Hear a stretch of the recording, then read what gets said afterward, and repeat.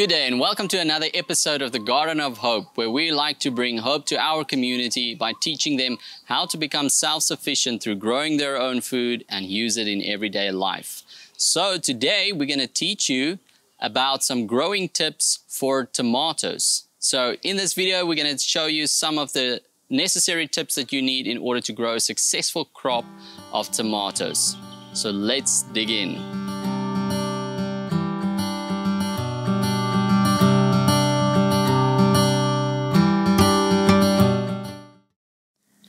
One of the ways that you can reap a good harvest of tomatoes is to take the first step with the seeds.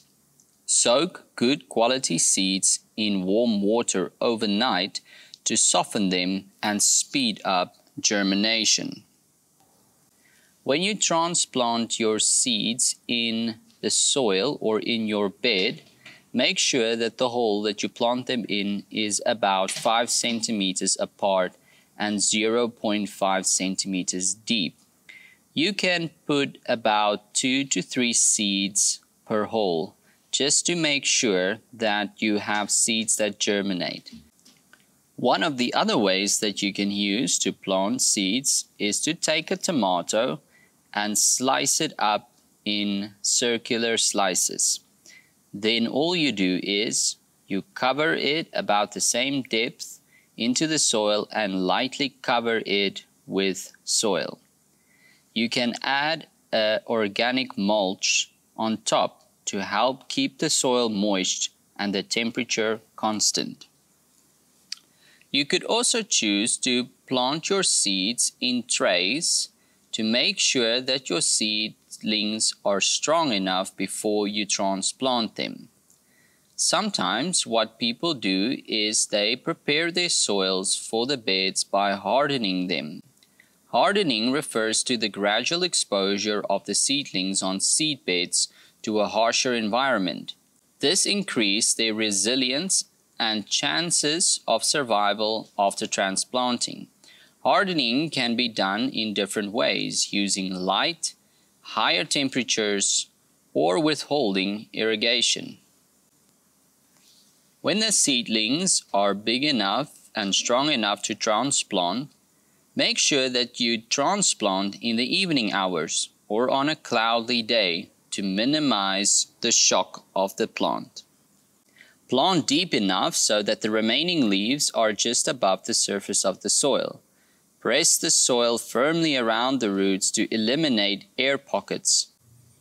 Once your plant reaches a certain height and age, you can use plant support for health and fruit-bearing capacity.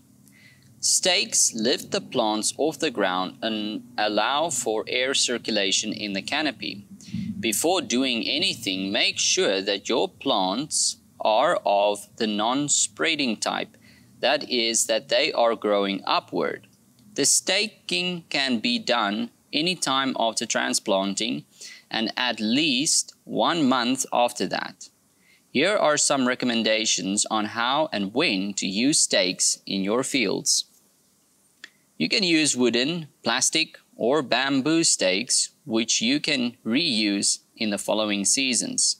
Stakes needs to be about 200 centimeters and struck about 30 centimeters into the ground before the plant develops its roots. Else you can cause damage to the roots of the plant. As the plant grows, tie the stem to the stake with a gardening string or brackets without damaging the plant. Make sure that it's not too tight.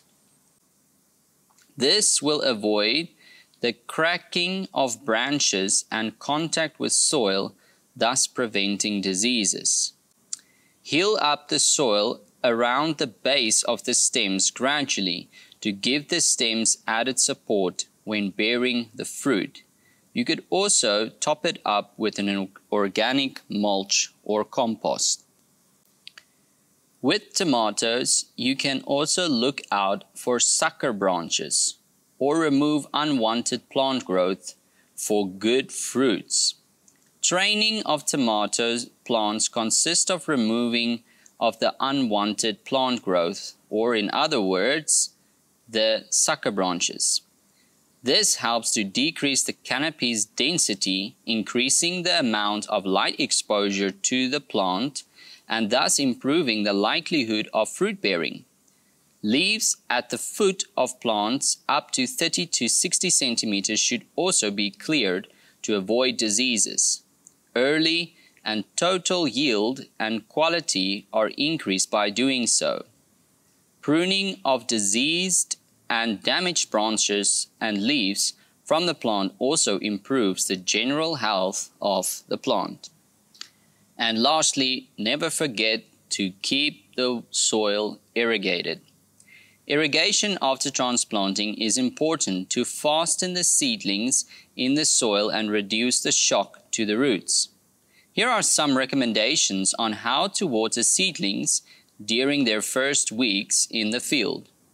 Water seedlings before transplanting to soften the soil around the roots. Water again immediately after transplanting to fasten the soil around the plant and limit the osmotic shock. During the summer, do not forget to irrigate with a greater frequency, 5 to 6 days, or depending on the moisture.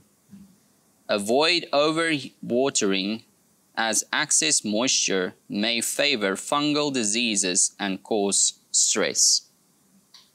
And there you go. I hope that this helps you and that you've learned something from these helpful growing tips on how you can have a successful tomato harvest. Enjoy!